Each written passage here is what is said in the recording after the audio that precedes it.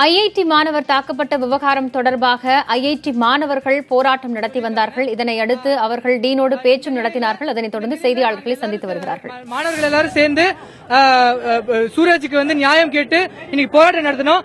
எங்க கோரிக்கையில என்னன்னா, முதல்ல அந்த வன்மையா தாக்கின மாணவர்கள் எல்லாரையும் உடனடியா நீக்கம் செய்யணும்.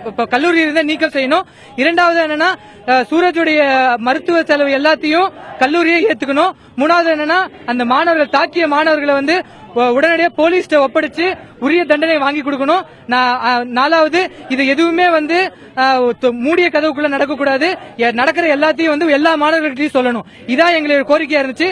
இன்னைக்கு வந்து டீன் கிட்ட போய் பேசணும். டீன் வந்து இந்த எந்த கோரிக்கையுமே சாட்டிஸ்பாக்டரியா ஒத்துக்கவே இல்லை. அவர் வந்து இதுவரைக்கும் அட்மினிஸ்ட்ரேஷன்ல இருந்து யாருமே வந்து சூரஜை போய் பார்க்கல.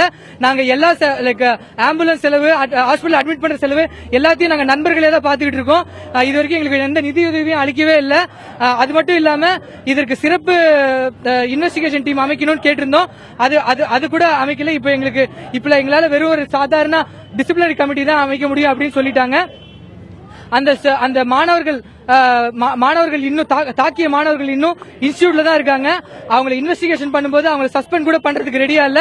அவங்க வந்து இதுக்கு முன்னாடியே வந்து வயலண்டா பிஹேவ் பண்ணிருக்காங்க. இதனால வந்து அவங்க சாட்சியாளர்களை வந்து தாக்கிறதுக்கு கூட வாய்ப்பு இருக்கு. ஆனாலும் இவங்க அட்மினிஸ்ட்ரேஷன் வந்து அவங்களை சஸ்பெண்ட் பண்றதுக்கு, நீக்க பண்றதுக்கு தயாரா இல்ல. இதெல்லாம் எங்களுக்கு ஒத்துக்க முடியாது.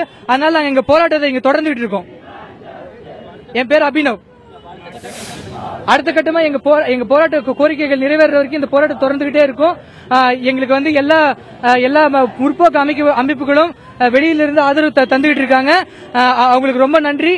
இந்த போராட்டம் கண்டிப்பா தொடரும். எங்களுக்கு தொடர்ந்து ஆதரவு அதிகமாக கேட்டுக்கிறோம். நாங்க இங்கிலீஷ் சூரஜோட நெருங்கிய நண்பர்கள் சந்திச்சாங்க. எல்லாரையும் விட மாட்டாங்க. ஹாஸ்பிட்டல்ல நெருங்கிய நண்பர்கள் சந்திச்சாங்க. அவர் வந்து ரெஸ்ட் எடுத்துட்டு இருக்காரு. அவர் வந்து இன்னும் 2 நாள்ல அவருக்கு அறுவை சிகிச்சை நடக்கும்.